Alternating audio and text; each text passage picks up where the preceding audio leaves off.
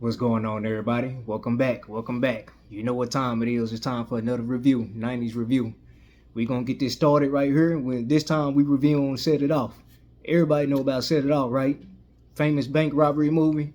4 females, you know what I'm saying? Like, we back with it, man. Like, hey, one of my top tens for sure. One of my top tens for sure. You know what I'm saying? Another 90s classic. This one came out in 96. And we just gonna really get right into this one right here. So we back in LA, right? We back in LA, and I'm gonna say this, like, it fits everything that's going on with my reviews because I'm a California guy. You know what I'm saying? So, it just always feel good to be back in the city of LA. So we back in LA, right? And the movie just starts with first off, you can see Vivica Fox. It shows Vivica Fox, and she is a bank teller. We see that she's a bank teller, right?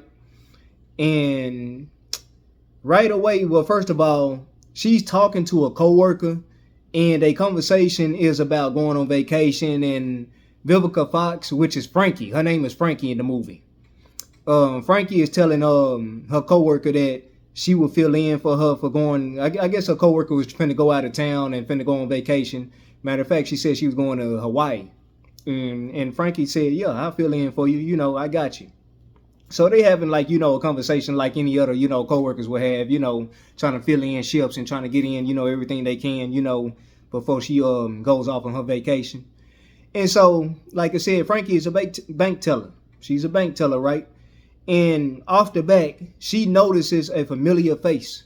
She notices a familiar face that's in the line.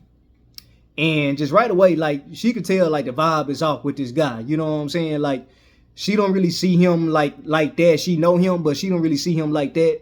But he's in line at her bank, at the bank that she work at. And so it's a guy from the hood that she live in. Okay. So the next customer in line is who? Who else? It's Dub C. Everybody know who Dub C is from the legendary West Side Connection.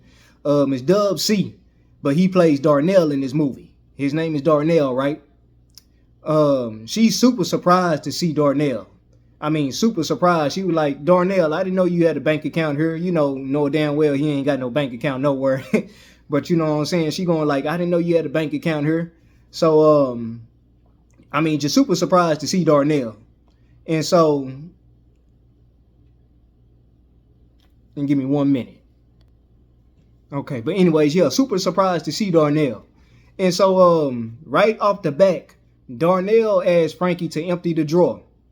He's asking Frankie to empty the drawer.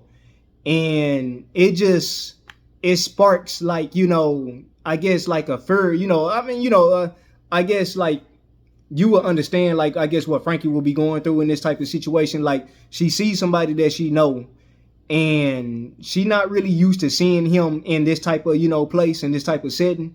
And this man is asking her to empty the drawer. You know what I'm saying? And I'm talking about like Dub C, Darnell, he coming across hard. You know what I'm saying? He talking about empty the drawer. You know what I'm saying? You know what I'm saying? Like, it just like no games here. No games. You know what I'm saying? So he tells Frankie to empty the drawer. Frankie is trying to convince Darnell out the back, like, hey, Darnell, don't do this. You know what I'm saying? Just don't do it. It's not what you want to do. You risking my job. You risking your life. You know what I'm saying? Don't do this. This is a bad idea. But you know what I'm saying? Darnell ain't trying to hear that. You know what I'm saying? Darnell is not trying to hear that. But long story short, Frankie hesitates. She hesitates to do it, right? She ain't trying to really, go through this procedure. But she hesitates, and that pisses off Darnell right off the back. It just pisses off Darnell. Darnell shoots a woman that I guess she was in line, but I guess she was next in line. But he shoots a woman in the head next to him. You know what I'm saying? Like cold-blooded. Just shoot her in the head. You know what I'm saying? No questions. And so that pops everything off right there. That pops everything off. And so he kills that lady. And then you see Darnell, and he got 3 other people with him. He got one other guy. And then one of the guys is one of the, old boy. He been in all the hood movies. He was the one that He was in Players Club. Matter of fact, he did that to Ebony. We ain't gonna say the word, but he did that to Ebony, right? You know what I'm talking about. He went on and like behind closed doors, boy. He was a fool towards Ebony. That's all we gonna say on Players Club. But he played in Menace to Society. He did the drive-by on that. Like, he been in all the hood movies. You know what I'm saying? You know him when you see him. So, anyways, they proceed to rob this bank, right? And they killing everybody in the process. They killing a lot of people. You know what I'm saying? Not everybody, but they killing a lot of people. You know what I'm saying? This is a serious thing going on right here. So, the bank owner, after everything is done, right? Of course, you know, they call the police. And they take Vivica Fox, aka Frankie, back to the back to get interrogated, you know, and ask her questions. And so you got the bank owner and his wife there, and you got the police there. You got the guy named his name is Detective Strode, but he's played by John C. McGinley. You know what I'm saying? He's a pretty known actor, John C. McGinley.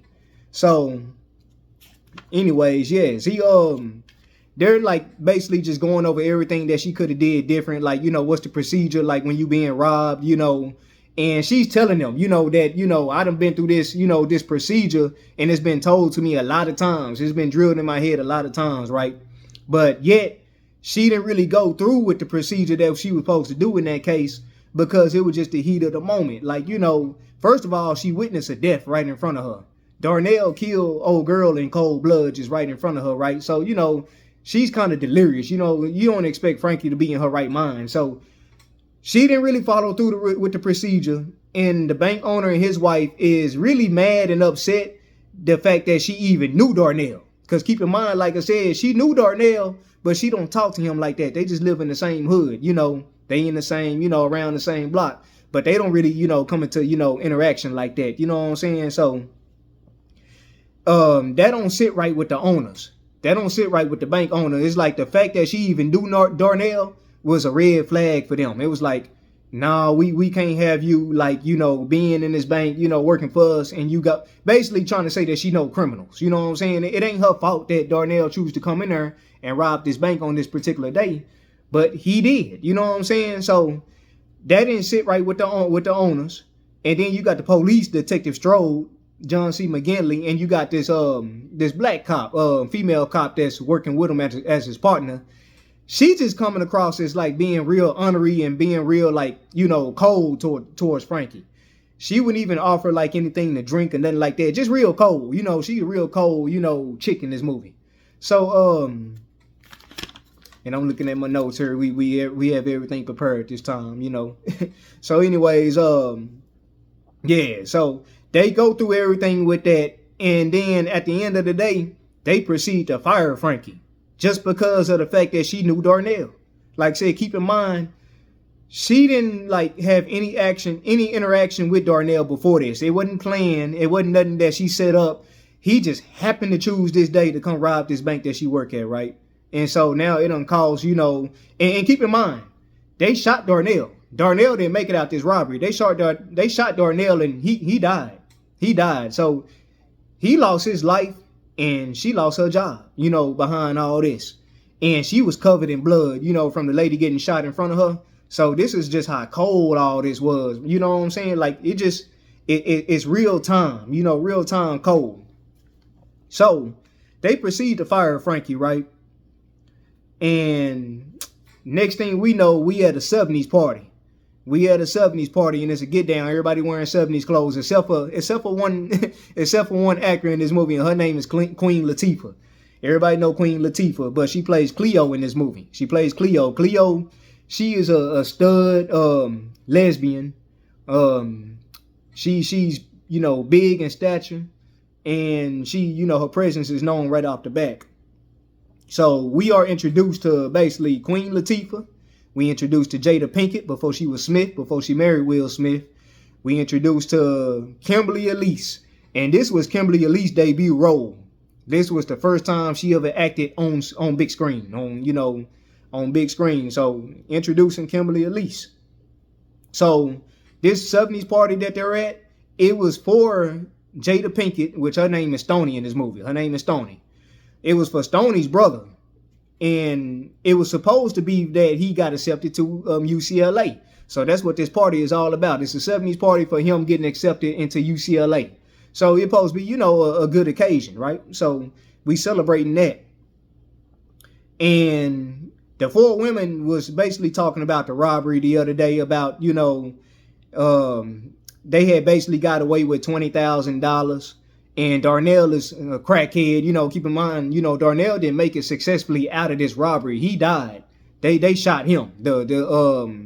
The security or the on duty police that was there shot Darnell. So he didn't make it out this robbery. But the other two did. The dude that plays in all the hood movies, the one that, did that to Ebony, and the other I don't even think the other dude made it out. Matter of fact, it was just Lorenz.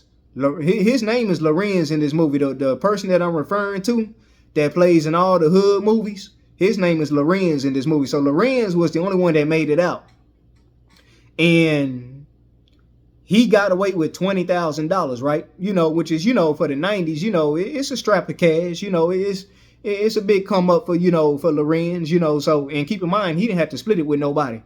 He got away with this by himself. Okay. So they're talking about this at this party. They talking about this robbery and how much they got away with. And Cleo, it just, Cleo, we could tell that Cleo, she down with the get down, right? She with the shit. She's motivated by this. She's motivated by, them getting away with, Lorenz getting away with $20,000, right? So, she's just motivated. Frankie is there, Frankie Vivica Fox. Frankie is there and she's depressed, right? She just got fired from the bank and she can't even get a recommendation because, the owners didn't take her side in this thing. So she couldn't even put, her next job to get another job at a bank. She couldn't put basically that job on her resume. She couldn't use that job for, her resume going forward. So basically she kind of at the bottom. She having to kind of start over because of all this, right?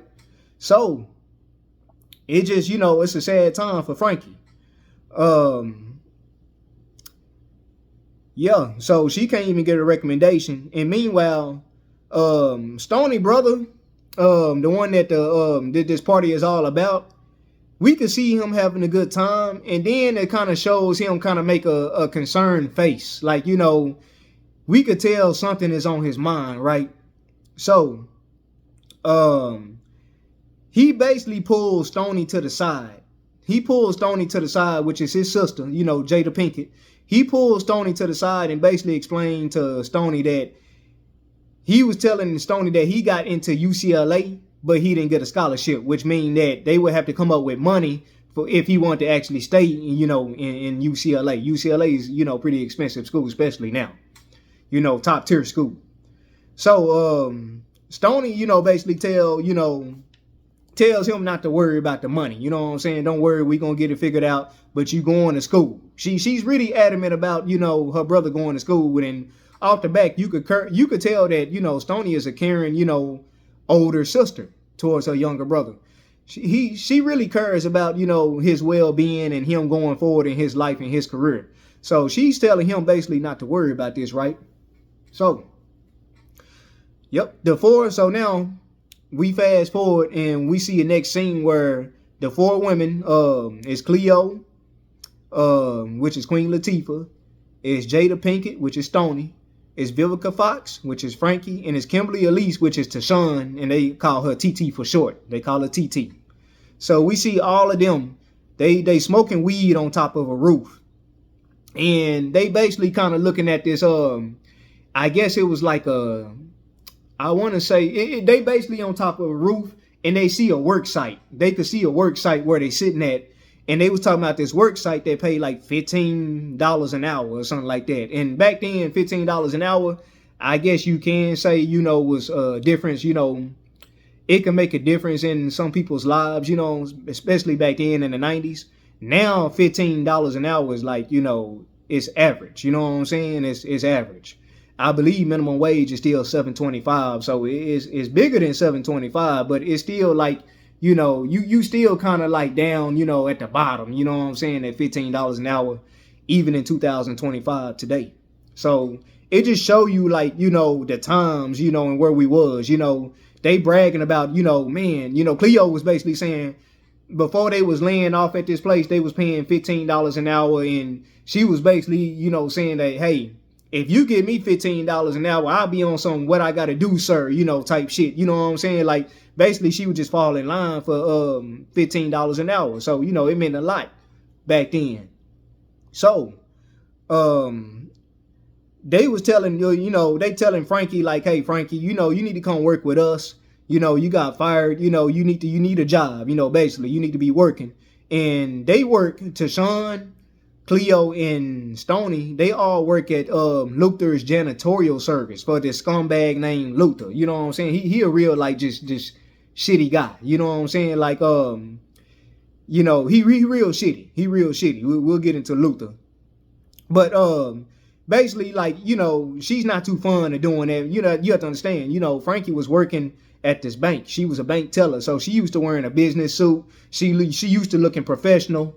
And, she's not down with, stopping to do that to pick up like trash for money. Basically, janitorial service, you cleaning up, you dumping trash, and, you getting dirty. She's not used to that. You know what I'm saying? Frankie,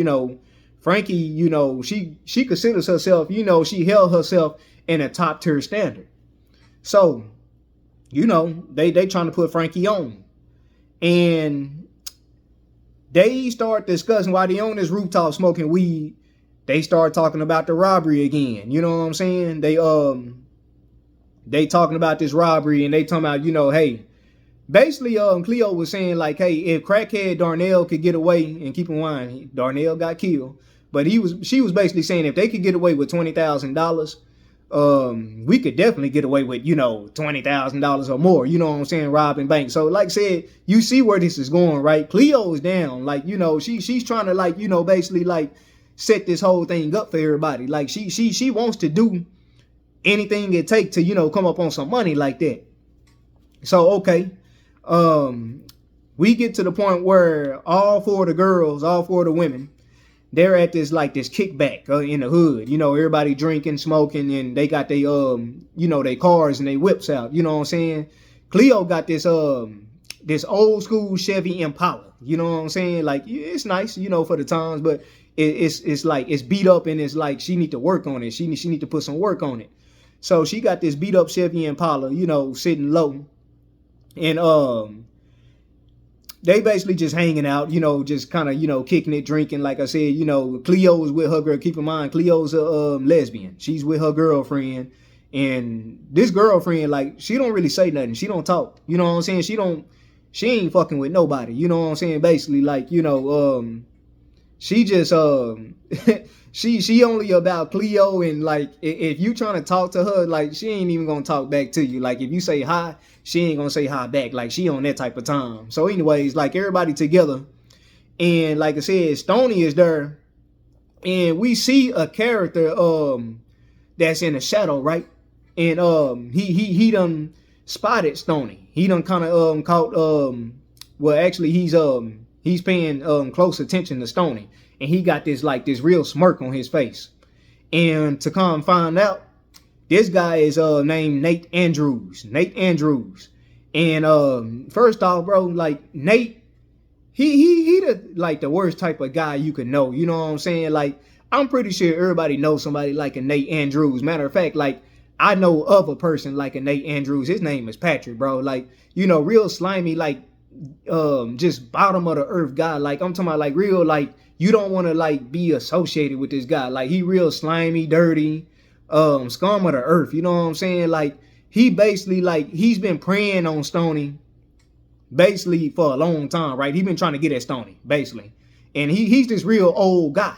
Like I say, I know of a guy like that, named Patrick. You know what I'm saying? Like, real old guy. Like, he uses, I guess he uses, like, money as leverage to try to talk to, women that really don't, necessarily want to really have anything to do with him on that type of time.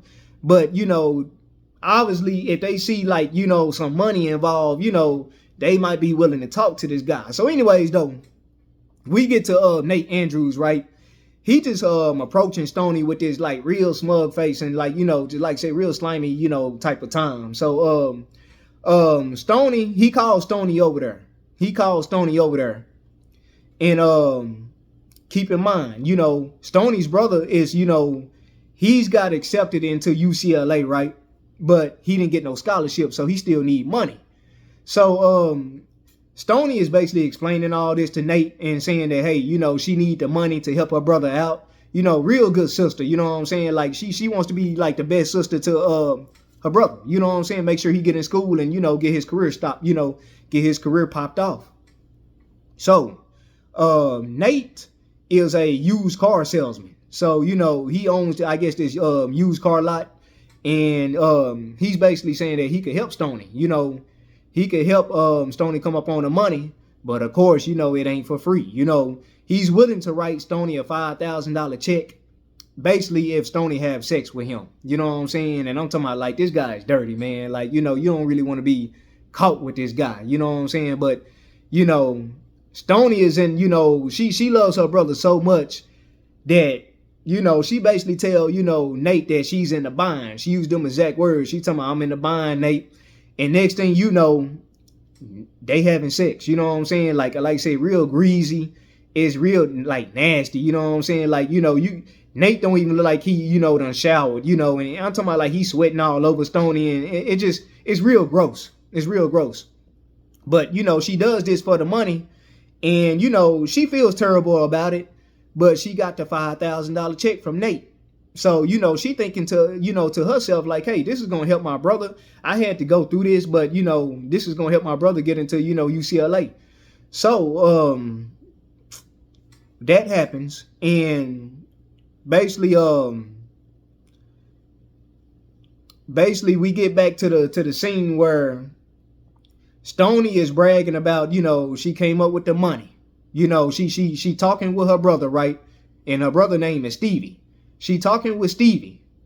And she telling Stevie, like, hey, look what your sister come up on, and she shows him the check for $5,000.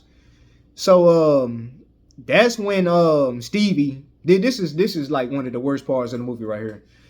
That's when Stevie breaks down and tells Stoney that not only did he not get a scholarship to UCLA, he didn't even get in. This man didn't even get in into, college. So that whole party and everything, the 70s party, it was all for naught. That man didn't even get into college. So basically, she done had sex with nasty ass Nate, for nothing. You know what I'm saying? And it's just real sad, bro. You really feel for Stoney. Like, she's upset, understandably so. Now the only thing I would say is that she rips it, she tears the check up, she rips it in half, right? Personally, I wouldn't have did that. You know what I'm saying? You already done went through this, you know what I'm saying? It's your money. You might as well have kept it for, bills or whatever. But, the money to her seems like real dirty and real nasty. Like, so she don't really want to have nothing to do with this money. So she tears the check up. So it was all for naught. She had sex with Nate and it just for nothing at this point. So, after they basically had that discussion, where Stoney is basically heartbroken, Stevie is just, you really like, you really can't stand Stevie at this point. It's like you lied to your sister, and your sister, all she was trying to do was look out for you and help you out. And you lied to your sister like that. You know what I'm saying? It's like, that was a real sad moment. So, Stevie leaves the apartment that they both stay at, that him and his sister stay at, and he goes to Lorenz's house, the one that was involved in the bank robbery. And Lorenz is like I said, the one that played in all the hood movies. But Stevie goes to Lorenz's house, and Stevie is talking to Lorenz about the bank robbery, talking about, I heard you got away with $20,000, and Stevie is basically trying to put Lorenz on this pedestal. I don't know why. He's basically looking up to Lorenz. So,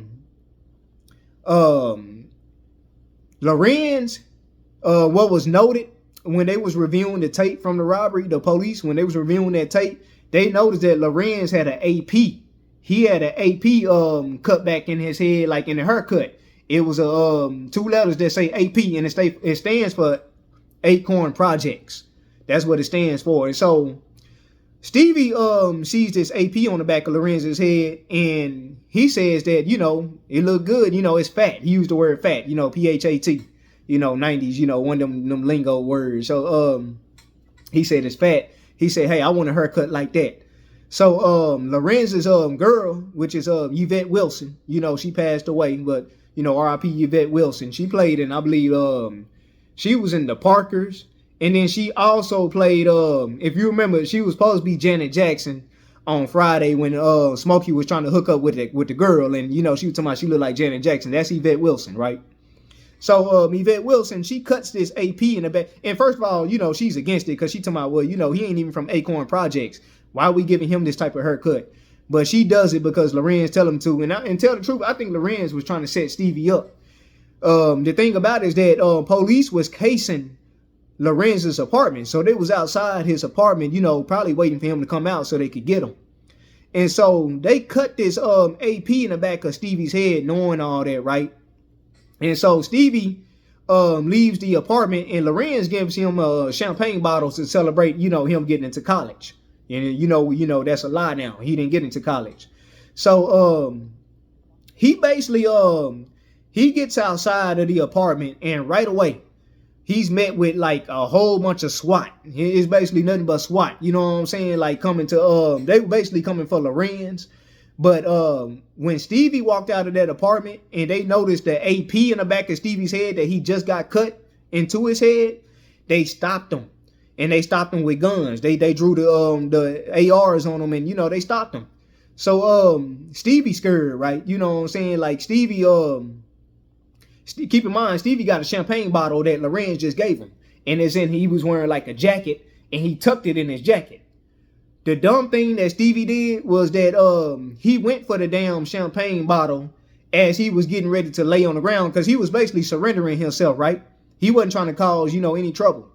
So Stevie, he basically lays on the ground, and what he does, he reaches for the champagne bottle, I guess, so he can make himself a little bit more comfortable on the, on the cement, on the ground.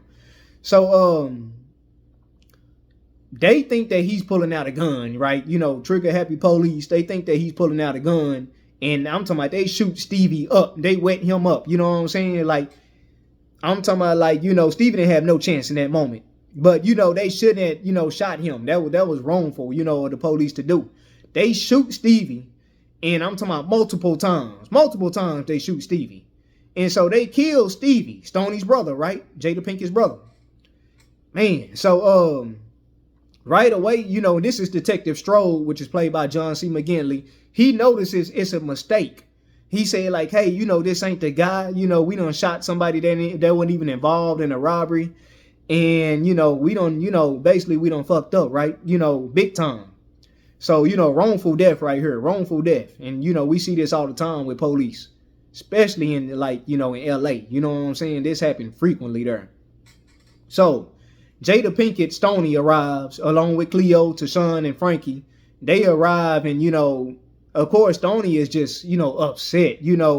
She's delirious. About her brother getting killed by the police, and so Detective Strode basically hands her a business card saying that it will be an investigation. And they ain't trying to hear that. You know what I'm saying? The four women ain't trying to hear nothing about that. It's like, hey, you killed this man for no reason. You know what I'm saying? You didn't do your due diligence to see if this was really the guy. You just went off of, the AP in the back of this man's head. Anybody could have been rocking that. So basically, that happens with Stevie, and they, like I said, the four women shows up on the scene. And 1 minute. All right, y'all. So after that happens with the death of Stevie, Stoney's brother, this prompts the four women to really like start taking this bank robbery thing that they were talking about before serious. You know what I'm saying? Because now it's kind of like, keep in mind Frankie got fired from the bank, right? Stoney brother just got killed by the police.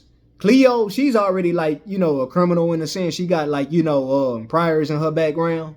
So she's already down with it. The only one, that ain't too, down with it is TT. Now, TT, is she's quiet, and TT is a single mother. She's a single mother, right? She has a child.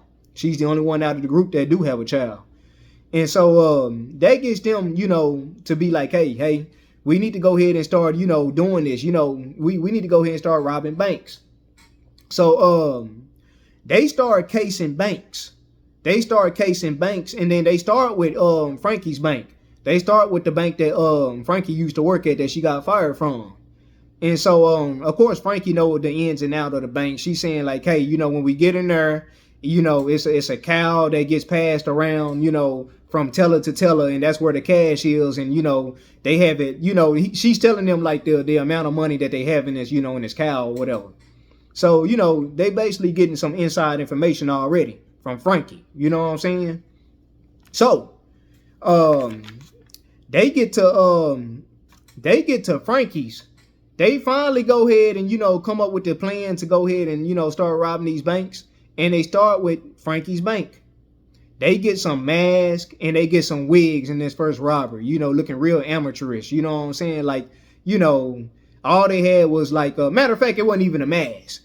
They was wearing sunglasses and wigs. So not the best of disguises for robbing a bank, but this is what they go with, right?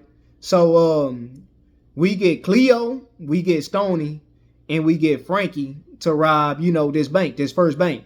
Now TT, she was supposed to be involved with it, but they got to the door, and when they was actually getting ready to go into the lobby to rob the bank, TT ran off. She ran off and she ran out of the bank, so she didn't go through it with. She didn't rob the bank with them. So they robbed this bank, right? You know what I'm saying? And you could tell it was their first time. Everybody kind of scared. Jada was she was shaking the gun. To my, I don't want no trouble. Just give me the money. Like, I mean, she was scared. But they was all with it, right? And so they got away from this robbery, this first robbery. They got away with $12,000. Even back in the 90s, like 12, if you talking about 4 people, right? We talking about Deshaun, Cleo, Stoney, and Frankie. If you talking about $12 and you got to split that between 4 people, it's only $3,000 a piece. So not that much money. You know what I'm saying? Not enough money to like get out of town. Because basically what they want to do, they want to get enough money to just go ahead and get out of town, right? They want to, start a new life somewhere else. And, I guess outside of LA, they want to go somewhere, that's not, basically in the hood. So basically they get away with this $12,000, and they get back to Cleo's hideout. Cleo is staying in she lives in a garage. And so when they get back and they realize, the money that they got, they all happy that they got away with it. But they, they kind of realize that, it's not a lot of money like that. You know what I'm saying? So we get TT, Tashawn, that comes in, and keep in mind, Tashawn skipped out on the robbery. She chickened out. She comes in after they done already robbed the bank, and she basically, she wants a cut of the money. And Frankie, she's against this. Vivica Fox character, Frankie, she's against giving, Tashawn money, and you could kind of understand why, because Tashawn didn't go through with him. She didn't really go. Tashawn didn't go with this robbery. She just left. She left him hanging. And so, and this is and the thing might be going out of order here. Tashawn, like I said, she's a single mother, but basically Tashawn had brought her she brought her son to work. She brought her son to work, right? And her son is like, can't be no more than 3 years old.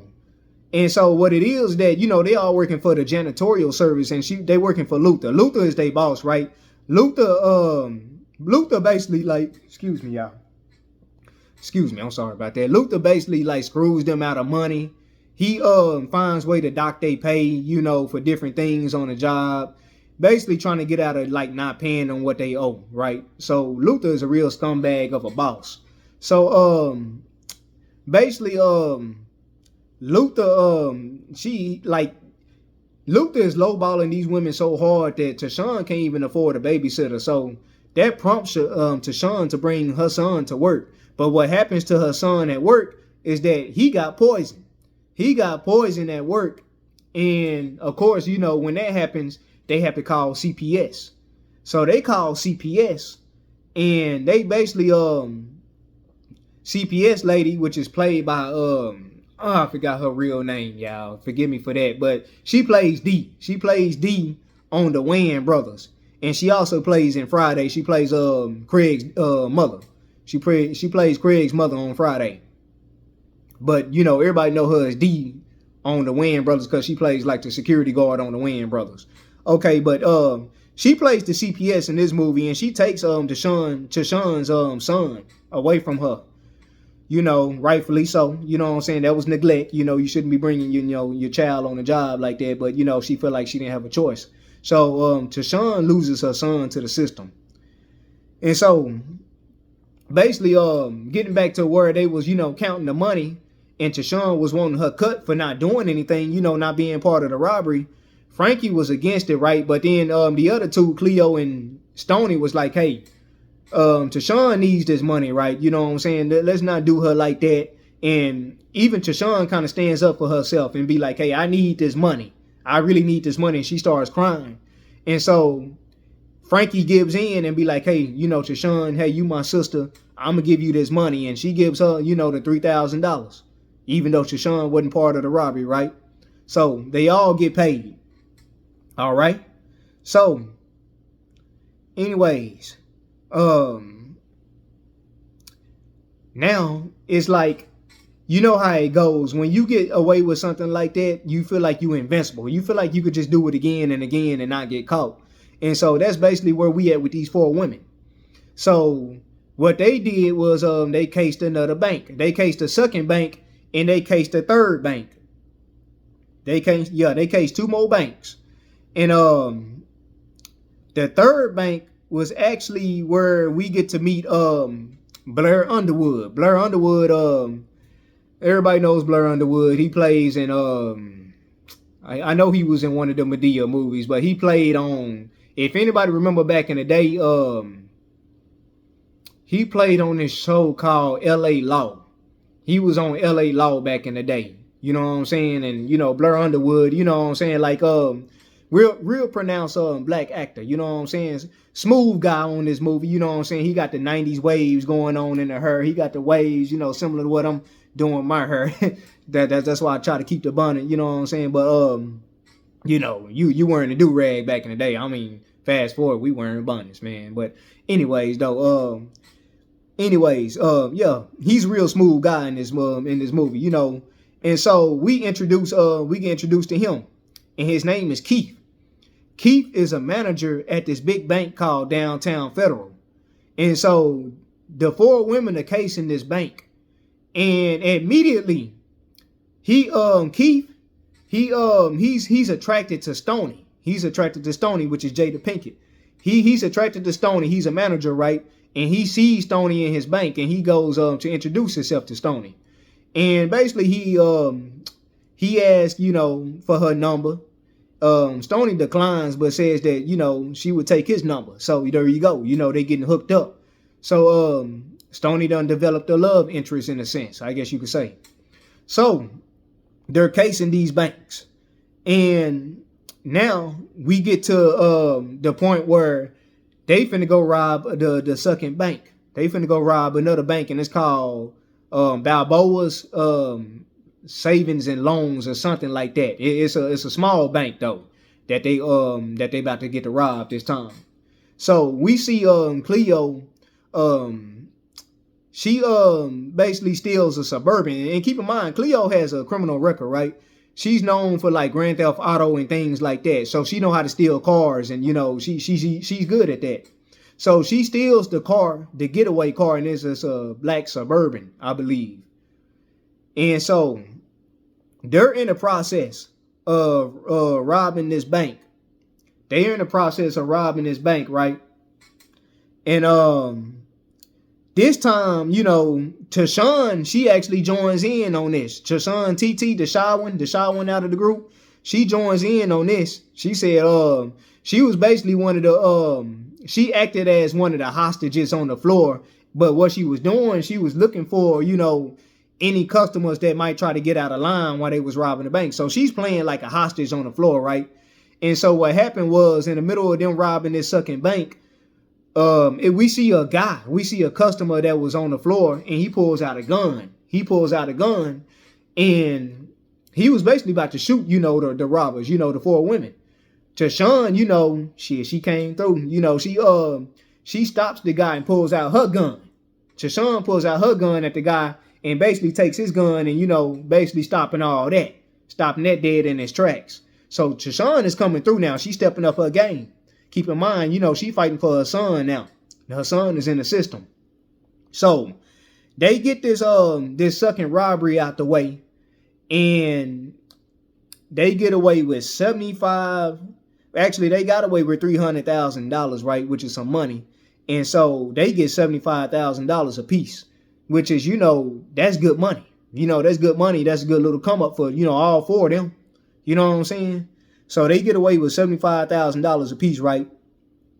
And what they do is that this wasn't really smart, you know what I'm saying? But what they did with that money, of course, they probably spent, they spent a lot of it, but they hid some of it inside of a vent. Now, keep in mind, they work at this janitorial service, right? So they always cleaning up like different job sites or different sites, just different sites in general. It could be like a house, or it could be like an apartment building or an office building that they cleaning up. I mean, who knows? But they always cleaning up some type of buildings. And so what they did, which was pretty dumb in my opinion, and I think a lot of people's opinion, they hid the money inside of a trash bag and put it inside of an air vent. An air vent, literally where the air comes through, and they drilled the vent, back into place, and the money was there, right? And so, fast forward, we get introduced to Black Sam. Introduced to Black Sam. Black Sam was played by Dr. Dre. He's this underground dude that basically, like, he sells guns. He has like these high artillery guns, right? Like, any kind of gun you need. So they go to Black Sam. And they looking for, like, bigger guns so they could really, set it off. Hence the title of the movie. So, Cleo is basically, she does work for Black Sam. Cleo be stealing cars. Keep in mind, like I said, Cleo, she's good at stealing cars, and this is who she steals cars for, which is Black Sam, Dr. Dre. So she goes to Black Sam and asks if they could get bigger guns, because they really pop it off and, really finna rob some banks. And they don't need to be riding around with some, what she calls station wagon pistols. You know what I'm saying? So she trying to get to the big shit. You know what I'm saying? So meanwhile, Stoney and Keith, we can see that, they're starting to go out on dates. They're definitely starting to feel each other. I think, like, what it is, like, Stoney kind of see Keith as kind of a fresh breath of air. Like, he's, like, say, keep in mind, he's a manager at a bank, and then he's also a graduate from Harvard.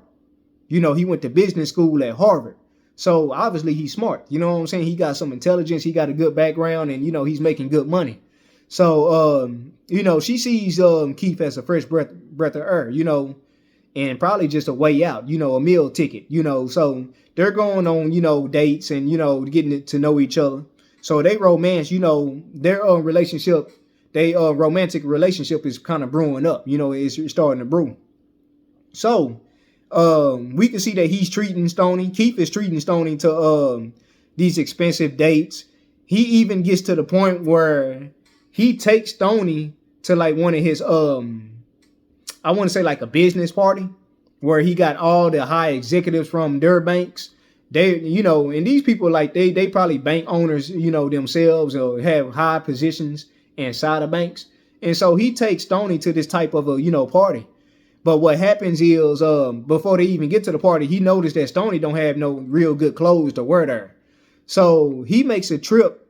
He picks Stoney up in a limo, and he makes a trip to, like, this boutique where, he buys Stoney this beautiful black dress. I mean, beautiful black dress, So he hooks Stoney up. He makes Stoney look presentable, and Stoney is looking, real good. And, now she's looking real good. Keith is looking after her, I'm talking about, like, you could tell Keith really is taking, her in, you know what I'm saying? He cares about Stoney. So, fast forward, we get through threw that little shindig at his party, or this business party, and they get back. Stoney and Keith get back, and we could see them in a sexual scene. They having sex, to En Vogue, the 90s group En Vogue. I love En Vogue, but shout out to them ladies. The 90s group En Vogue, and they having sex to the hit song Don't Let Go. Don't Let Go, right? So, you could tell it's passionate. It ain't like it was with Nate Andrews. You know what I'm saying? Nate Andrews, the real slimy guy. You know what I'm saying? Like, just real nasty guy. But, this sex is more passionate. Like I said, the music is playing in the background. He's actually using like oil and, things like that. And, we could tell it's a real intimate scene, you know what I'm saying, between the both of them. So fast forward through that. We got Tashawn. She has a court date coming up, she has a promising court date to, basically get her son back. Son is with CPS, and she's trying to prove, basically what she's trying to prove to the court is that she got enough money to take care of her son and afford a babysitter. So, keep in mind, they robbing banks. So Tashawn got money. You know what I'm saying? Tashawn got money. And basically, like, Tashawn has a real fighting chance to get her son back. And this is the reason why Tashawn decided to even start robbing banks. Because before, she wasn't with it. She skipped out on the first robbery that they was in. So, we're dealing with that. And meanwhile, Luther, their boss, the boss that, that they work for, his service, Luther janitorial service, he finds the money that they hid in the vent, right? Like I said, dumb mistake by them. He finds the money that they hid in the vent, and he basically takes that money. And basically, when the four women get back together and they go to try to find the money, they can see that it's missing. They can see that it's gone. And, like I said, they should have never put it in this place, but it's gone. And Lord behold, Luther done sold his business, right? Luther done got this money, and he done sold his business to some dude that they don't know. Because they come in one day, and we got a new guy that they're working for, and he introduces himself to the four women. And he basically done took over Luther's business, and Luther done, retired, I guess, and took off with this money. And meanwhile, we see Luther at this low down motel, and he's with this hooker. He done got him a prostitute. So, Luther paying for it, Luther over here paying for it. And, I'm talking about, like, Luther done had him a ball with this money, right? He got some watches, look like some Rolexes. He got him like some champagne, some expensive jewelry. And keep in mind, they went to Black Sam. When they found out that the money was gone, they went to Black Sam, and Black Sam was the one that told the four women where Luther was. Because Luther, was basically, he had bought some guns. When he got that money, he bought some guns from Black Sam. You know what I'm saying? And yeah, keep in mind, he done bought some guns with this money. He done spent their money up, basically. So they get to this hotel. The four women get to this hotel where, or this motel, where Luther got this hooker, and he's basically, having sex with this prostitute. And so Cleo comes in there and, hits him across the head with the gun. And so she's going off about the money. She going like, hey, where my money at? Where my money at? And Luther, he pulls a gun on Cleo and basically going like, it's my money. And I'm talking about, like, he pulls the gun on Cleo and he's about to shoot Cleo dead, right? But who comes through and saves Cleo's life? The least expected out of the group, which is Tashawn, TT. TT shoots Luther in the back of in his back. And Luther falls down dead in front of the prostitute that was there. And so what Cleo did that was smart, she got the prostitute's ID and put it in her pocket, in her shirt. She put it in her shirt pocket and said, if you say anything, I know where you live, right? I'm coming after you. You know what I'm saying? Like, you got no chance. If you say anything about this, I'm coming after you. So we witness there is another murder. There's a murder right there, and it's in the hands of Tashawn, out of all people. She kills Luther, but she was saving, Cleo's life. So we get to the next day, And we see Detective Strode. Detective Strode has been on their case basically since they started, robbing banks. He's been the detective that's been behind the whole like investigation of trying to catch these 4 women. You know what I'm saying? He's been on their trail. So Detective Strode catches up to Cleo, and he makes Cleo get in the back of a cop car, and he takes Cleo in for a lineup, to I guess be singled out as a suspect, for the death of Luther. And keep in mind, Cleo didn't kill Luther, it was Tashawn that killed Luther. But you know what I'm saying, they know that they are associated with each other. All the 4 women he knows that they are associated, and he knows that Cleo has a criminal background. So he really goes out to Cleo hard. So we get to the police station, and we can see the prostitute that's there, that witnessed the murder, that Luther was having sex with. So she's intimidated, right? The prostitute, she's intimidated. She sees Cleo and she knows it's Cleo, but she won't give up, the fact that, that Cleo did it. She basically tell them that she don't know who did it. And, Cleo even points to her pocket where she had the ID, right? She had the ID in her pocket. So she was like, hey, you better not say nothing. I know where you live. And so, like I said, the prostitute is intimidated, and, she don't want nothing to have to do with that. You know what I'm saying? So we get past that, and give me 1 minute, y'all. Now, after we finish with the whole lineup and, Cleo being involved in all this, basically, we know that the heat is on, right? It's like now, it's like we got to get it up. Because keep in mind, Luther took all that money and spent a lot of it. You know what I'm saying? So they basically don't have a lot of money. And then, whatever money that they had, they was basically spending off. You know what I'm saying? So they're all of them was basically saying, hey, we need to go rob another bank. And we need to go hit the big bank, which is Downtown Federal. And keep in mind, Downtown Federal is the bank that, Blair Underwood, Keith, he's the manager at, right? So, of course, Stoney don't want to do this, because she likes Keith. You know what I'm saying? They done develop a relationship, and she don't want to hurt Keith. But she reluctantly agrees with them because she knows that they need the money to get away, because the police is dead on their trail. They hot at this point. So, they agreed to go ahead and rob this Downtown Federal, the big bank.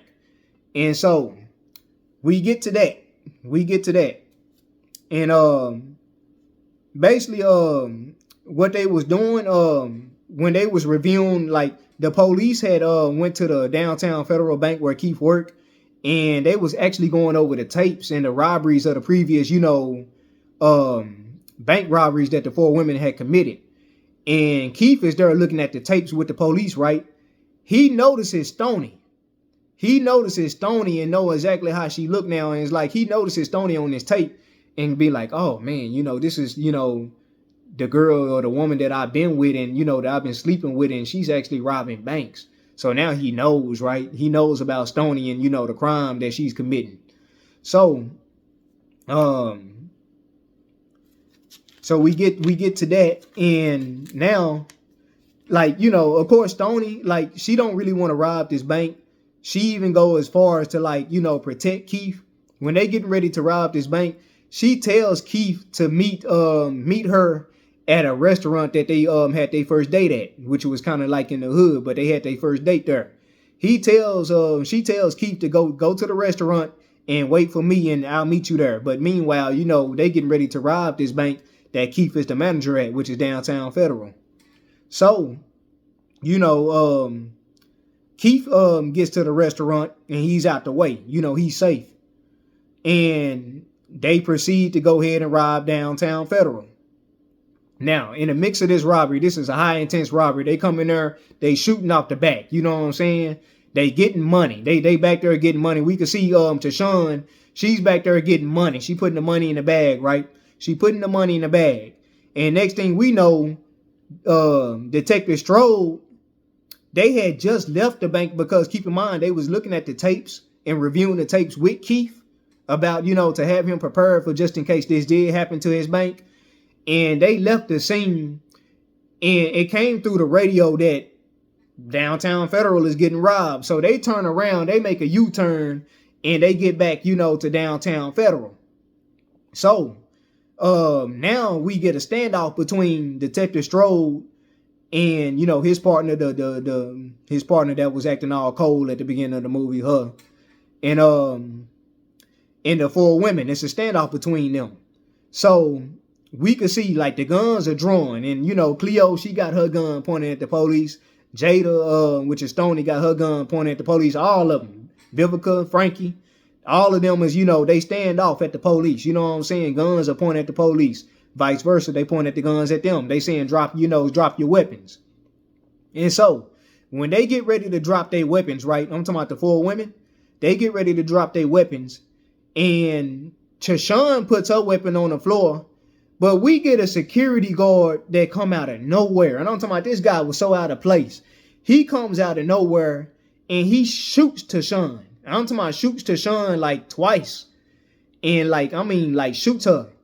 And Cleo basically, that sets Cleo off. Cleo starts shooting at the security guard and kills the security guard in front of the police, right? So that's a murder right there. But, they're going back and forth with gunfire. You know what I'm saying? Tashawn is wounded. And they basically having to pull Tashawn out of the bank as they try to get away. So they get away in the Chevy Suburban that they got away in the second robbery with, the same getaway car. And what happened is that it's a police chase now. They're after the four women in the Chevy Suburban. They got helicopters and everything, just after these women. So basically we get a pursuit. We get a pursuit with the police, and the police is pursuing these women. And it get to the point where the Chevy Suburban, I believe, was running out of gas or something like that. And so they had to trade cars. Keep in mind, Cleo, she got the Chevy Impala, right? That we knew about at the beginning of the movie that, was broke down. But since then, she done fixed it. She done put hydraulics on it. She done got this Chevy Impala, souped up. So they hop into the Chevy Impala. Before that happens, before they actually hop into Cleo's car, a wounded Tashawn is laying in Stoney's hands, arms, right? And they're just talking, about Stoney is trying to keep Tashawn alive. They're talking about like old times, about when we went to the restaurant and we had this food and, just good times, trying to keep Tashawn, up. Well, we get to the point where, Tashawn, she dies, to her gun wounds. You know what I'm saying? She got shot, by the security guard, and she dies, you know what I'm saying? Basically in Stoney's arm. So real sad moment right there. Because keep in mind, Tashawn was really just trying to get her son back. She really didn't even want to really do this, But she felt like she didn't have a choice. She was trying to get her son back from CPS. So now we know that she'll never get her son back. And her son is forever, entrapped in the system. So that's the end of that. You know what I'm saying? Real sad moment with Tashawn, TT. TT dies. So we back to the chase. And it's like, I'm talking about, it done got to the point where it's all on the news. We could see Black Sam, which is Dr. Dre, looking at it. We could see Cleo's girlfriend looking at it. And I mean, it's all on the news, right? And it gets to the point where I'm talking about they're in Cleo's car. And they get into this tunnel. And it's actually Second Street Tunnel, which is a famous tunnel in LA. Like if you go to LA, you could probably run into the exact tunnel that they was in, where they was actually going through in Cleo's car trying to get away. It's called Second Street Tunnel. So they get to the point where they're basically trapped. What happened is that a chopper is on one end of the tunnel, and then it's another chopper on the other end of the tunnel. So they basically trapped, right? What Cleo does is tell Frankie and Stoney to get out the car with the money. She tells she tells Stoney and Frankie to get out the car, lean against the wall, take the money, and don't, leave when I get ready to go. You know what I'm saying? Go the opposite way. Because basically what she's trying to do, she's trying to distract the police so they could get away. So she's basically sacrificing herself for, Frankie and Stoney. Okay? So, basically what Cleo does, she goes forward towards the chopper. She shows no fear, right? It's her and the police. and she goes towards the chopper at the other end of the tunnel.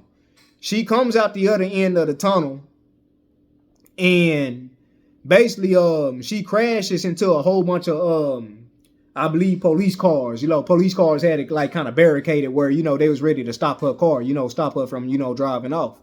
So she crashes into their car. They shooting at the car. And we could see Cleo inside the car. She done got shot. She's wounded, but she proceeds to light up a cigarette. She lights up a cigarette, and they play a song, Day After Day. Everybody know that song, Day After Day. So they're playing that song, and she lights a cigarette, and she get out the car with her AR. She get out the car with her gun, right? And she's shooting at the cops. So she ain't going down without a fight, right? Cleo, she gangster like that. She just shooting at the cops. I'm pretty sure she might have hit some of the cops, but they shoot her. They shoot Cleo dead. And I'm talking about they light Cleo up. They shoot her dead, right? So there goes Cleo. Cleo's dead. And she's gone. And so we could see Cleo's girlfriend crying. Keep in mind it's on the news. We see Cleo's girlfriend crying, and she's real sad and real emotional, and she just seen her girlfriend get shot on the news, and they showing all this on the news too. And she dies. Cleo dies. So meanwhile, we see Stoney. Stoney is out running. She runs to like a bus depot. And she catches a bus that was starting to head to Mexico. She gets on a bus that was heading to Mexico. So we see her going to this bus. And we catch up to Frankie. Frankie, basically the cops done caught up to Frankie, right? And they surrounded Frankie. And Frankie got the money in her hand. And it gets to the point where Detective Strode basically approached Frankie. And he's basically trying to talk to Frankie. He don't really want to kill Frankie or nothing like that at this point. He's basically trying to talk Frankie down. But Frankie pulls out a gun on Detective Strode.